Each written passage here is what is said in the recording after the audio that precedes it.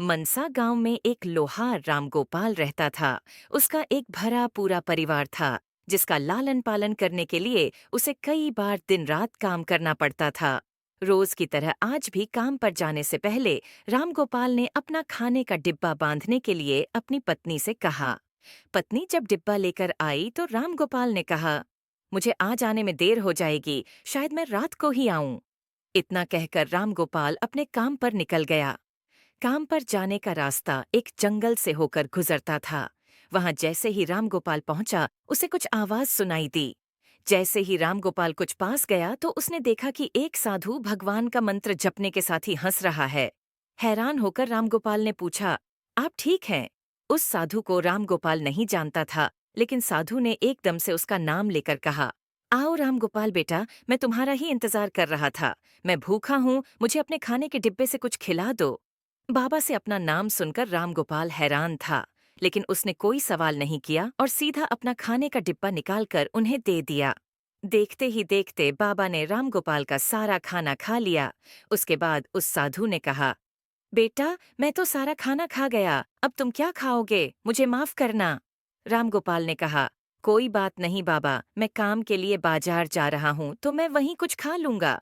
ये सुनकर उस साधु ने रामगोपाल को खूब आशीर्वाद दिया और भेंट के तौर पर एक हथौड़ा दे दिया।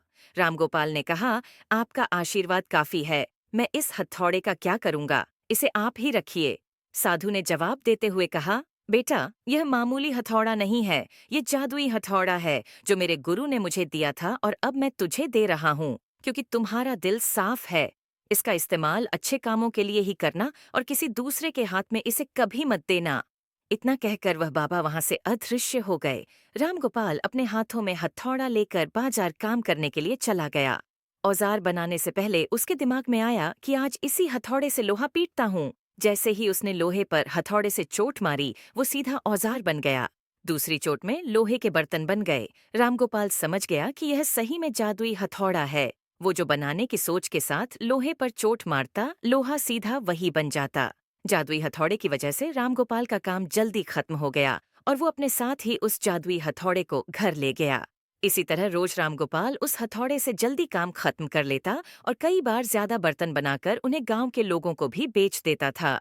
धीरे धीरे उसके घर के हालात पहले से कुछ ठीक होने लगे। एक दिन गांव का मुखिया उसके घर आया और बोला, हम गांव वालों को शहर जाने में बहुत ज्यादा समय लगता है। क्या तुम अपने हथौड़े से गांव और शहर के बीच आने वाला एक पहाड़ तोड़ने में मदद करोगे? इससे बीच में एक सड़क बना लेंगे और गांव से शहर का सफर आसान और छोटा हो जाएगा। मुखिया की बात सुनकर रामगोपाल ने उस जादुई हथौड़े से उस पहाड़ को तोड़ दिया। मुखिया और गांव के लोग बहुत खुश हुए और उसे खूब शाबाशी दी। पहाड़ तोड़ने के बाद घर लौटते समय लोहार के मन में हुआ कि इस जादुई हथौड़े से मेरा काम जल्दी हो जाता है, लेकिन कुछ ज्यादा फायदा तो हो नहीं रहा है। इसी सोच में डूबे हुए लोहार घर जाने की जगह दुखी होकर जंगल की तरफ चला गया। उस जंगल में वही साधु बाबा लोहार को दोबारा दिखा। लोहार ने उन्हें अपने मन की सारी बातें बता दीं। साधु ने कहा, इसका उपयोग सिर्फ औजार और बर्तन बनाने व पहाड़ तोड़ने तक सीमित नहीं है। इससे तुम अपने मन का कुछ भी बना सकते हो और किसी भी कठिन चीज को आसानी से तोड़ सकते हो।